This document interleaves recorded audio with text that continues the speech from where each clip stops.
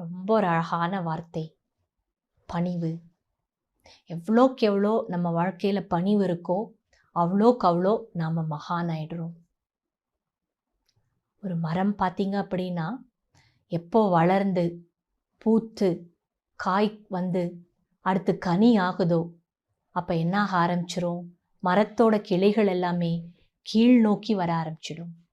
நெட்டமாக வளர்கிற மரமாக இருக்காது, அதனுடைய கிளைகள் தாழ்ந்து பூமியை நோக்கி வரும். அப்போ அந்த மரத்திலிருந்து நிறைய பேருக்கு பலன் கிடைக்குது. பழம் மட்டும் கிடைக்கல, பலனும் கிடைக்குது. அது குளிர்ச்சி தரக்கூடிய ஒரு இடமாயிடுது.